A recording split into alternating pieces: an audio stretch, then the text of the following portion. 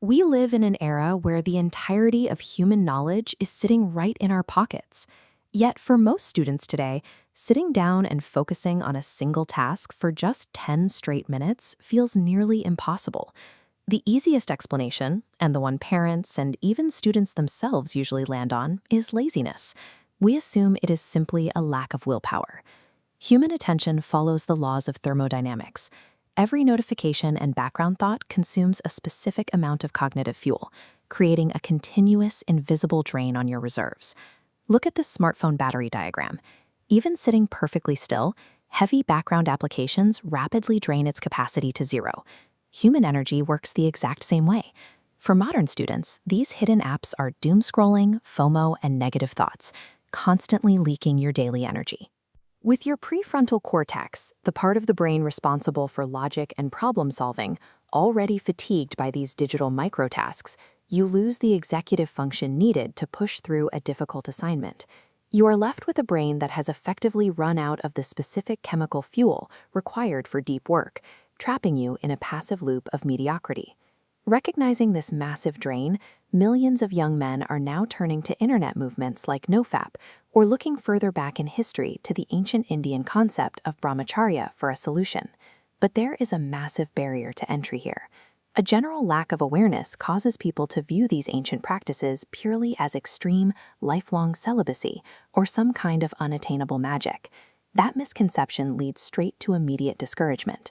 We need to redefine true brahmacharya for the year 2026. Stripped of the internet mythology, it is practically the science of energy management. It is the active discipline of setting strict boundaries against cheap dopamine. The biology behind this is straightforward.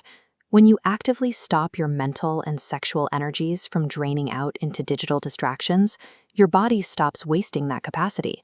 It begins to store that raw power. This visualization maps the process of transmutation, known in Ayurveda as ojas. Those stored energy particles pool at the base and flow smoothly upward along the spine. That retained energy is then repurposed to directly upgrade your cognitive function. This alignment between physical vitality and mental clarity does more than make you feel lighter. It builds a resilient mindset that remains locked in when faced with real-world problems.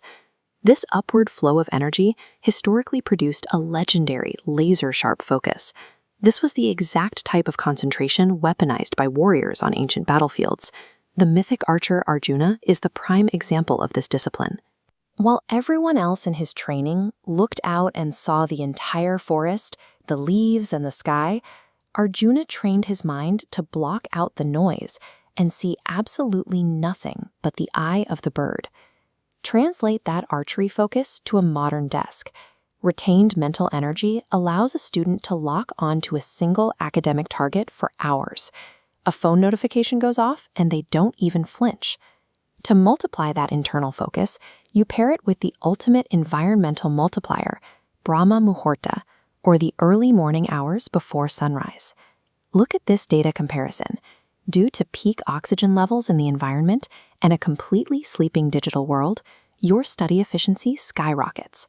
What takes a slow, agonizing 2 hours to memorize in the afternoon is compressed into a highly efficient 40-minute block. Combine internal energy retention with the strategic timing of the early morning. That specific combination transforms a distracted victim of algorithms into a highly efficient academic machine.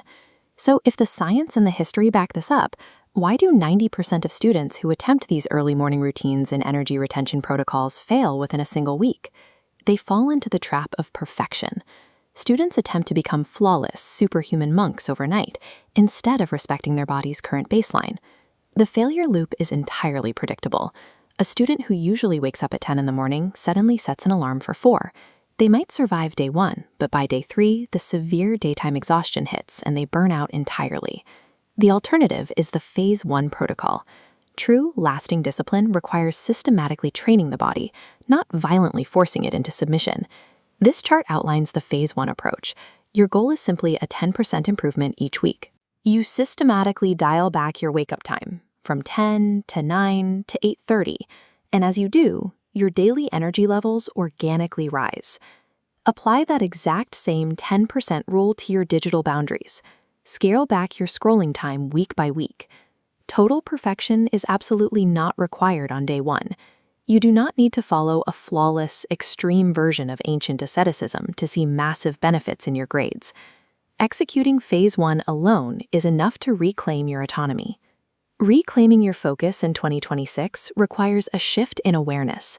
Start by identifying the algorithm's invisible drain on your brain. Systematically plug those energy leaks. And finally, take control of your own potential.